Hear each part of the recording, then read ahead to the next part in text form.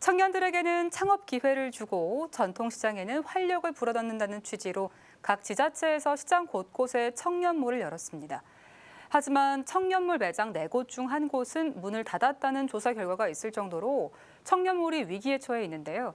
이런 가운데 트렌드에 맞춘 발빠른 대책과 지자체의 특성화 정책으로 성공적으로 안착한 청년몰이 있습니다. 나정훈 기자입니다. 서울시 동대문구 경동시장 안에 자리 잡은 서울 회밀이 청년몰. 지난 2019년 8월 처음 영업을 시작한 이곳은 초창기 어려움이 많았습니다. 시장 문화는 진짜 다르더라고요. 그러니까 그런 일반 잘 되는 거리랑 뭐 백화점 이런 거랑은 정말 틀리고, 그래서 시장에서 좋아하시는 그런 메뉴들이 아니면 조금 힘들더라고요. 2년 계약으로 이곳에 입점한 점포들 가운데 60%는 계약을 연장하지 않기로 했는데 확장 이전이 대부분입니다. 이곳은 이제 새로운 입점 점포를 모집합니다.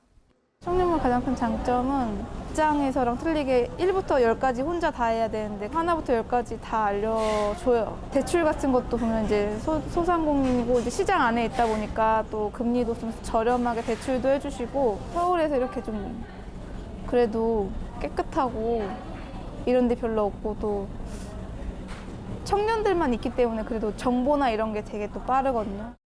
소상공인 시장진흥공단이 조사한 올해 3월 기준 전국 전통시장과 상가의 청년몰 현황을 보면 전국 39곳 672개 점포 가운데 26%인 175개가 문을 닫았습니다.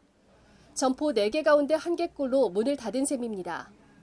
실패의 원인은 요식업에 집중된 분야, 좋지 않은 입지, 지자체의 지원 중단 등 여러 가지입니다. 하지만 서울 회밀이 청년몰은 온라인 판로를 개척하고 동행 세일이나 같이 삽시다 같은 중소벤처기업부의 프로그램에 적극 참여하면서 어려움을 넘겼습니다. 서울 DDP 패션몰에 위치한 청년몰도 높은 입점 기준을 적용하고 철저한 심사를 거친 덕에 60% 이상의 청년 창업가가 살아남았습니다.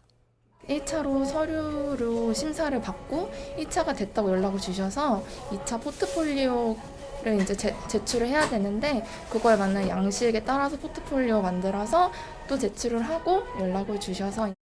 서울시설공단은 청년 창업가들에게 임대료를 기존 가격의 절반만 받고 선배 사업가들의 사업 노하우를 들을 수 있는 자리도 마련했습니다.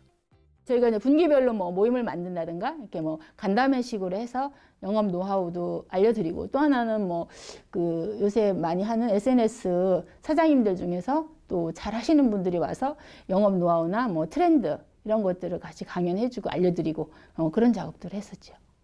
이 밖에도 입점 업체들의 자생력을 높이기 위해 온라인 판매에 필요한 시설인 V커머스 스튜디오 등을 무료로 이용할 수 있게 하고 룩북 제작도 돕고 있습니다.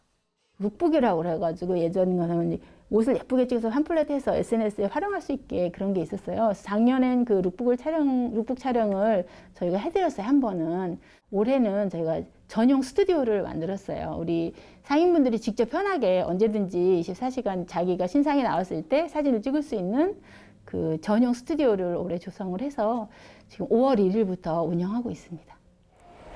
청년 창업가들은 일괄적인 정책보다는 지역의 특색과 현실을 반영한 지원 정책을 원하고 있습니다. 청년 창업가들은 또 정부와 지자체의 의지에 따라 청년몰의 성패가 갈리기 때문에 청년몰 조성 뒤 사후 관리가 꾸준히 이어지길 바라고 있습니다.